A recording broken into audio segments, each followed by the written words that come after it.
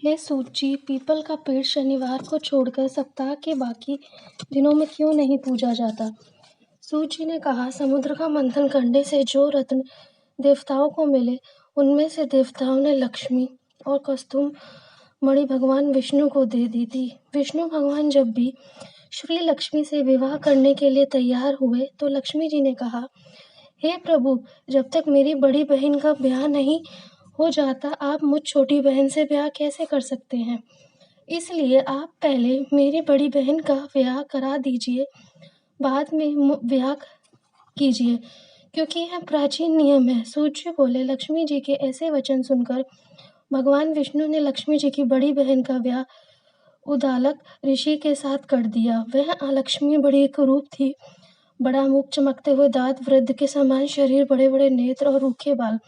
महर्षि उदालक भगवान विष्णु के आग्रह पर उससे ब्याह कर उसे वेद मंत्रों की ध्वनि से गुंजाते हुए अपने आश्रम में ले गए।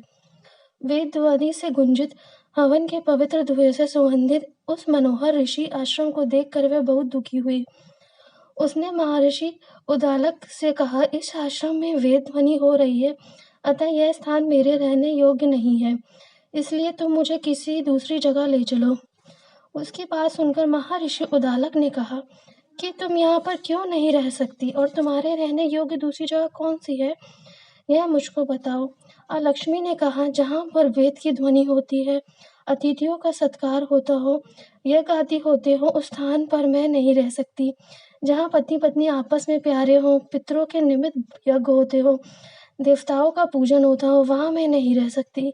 जहाँ पर दिन रात पति पत्नी लड़ते हो और जहाँ से अतिथि लोग सदा निराश लौटते हो, जहाँ पर पूज्य वृद्धों, सत्य पुरुष तथा मित्रों का अनादर होता हो और जहाँ दुराचारी, चोर, परास्त्रीगामी प्राणी रहते हैं, जहाँ पर गौओं का वध, मद्यपान, ब्रह्म हत्या आदि पाप होते हैं, वहाँ पर मैं प्रसन्नता पूर्वक निवास करती हूँ। सूर्य ने कहा, इस प्रकार लक्ष्मी के वचन सुनकर उदालक का मन मलिन हो गया। वह इस बात को सुनकर चुप रह गए। थोड़ी देर तक चुप रहने के बाद उन्होंने कहा कि अच्छा, तुम्हारे लिए ऐसा स्थान खोजूंगा, अतः मैं जब तक तुम्हारे लिए स्थान ढूंढ कर ना आऊं तब तक तुम इस पीपल के नीचे चुपचाप बैठी रहो।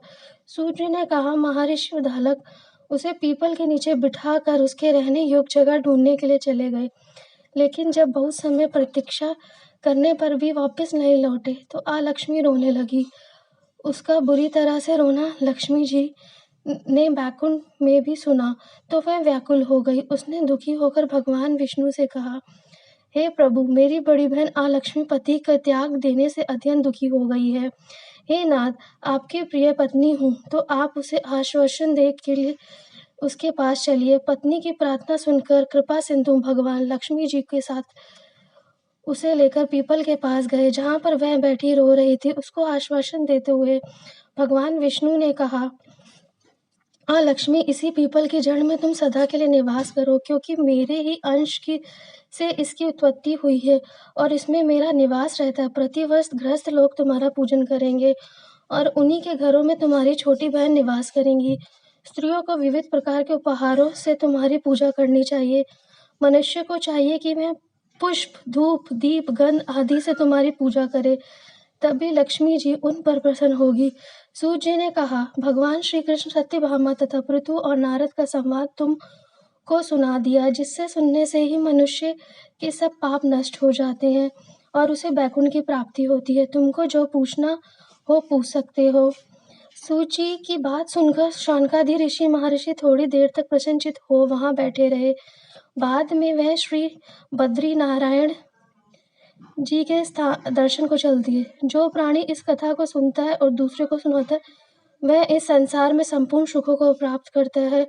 कार्तिक मास का 35वां अध्याय सुनने के लिए हमारे चैनल को जरूर सब्सक्राइब करें। धन्यवाद दोस्तों।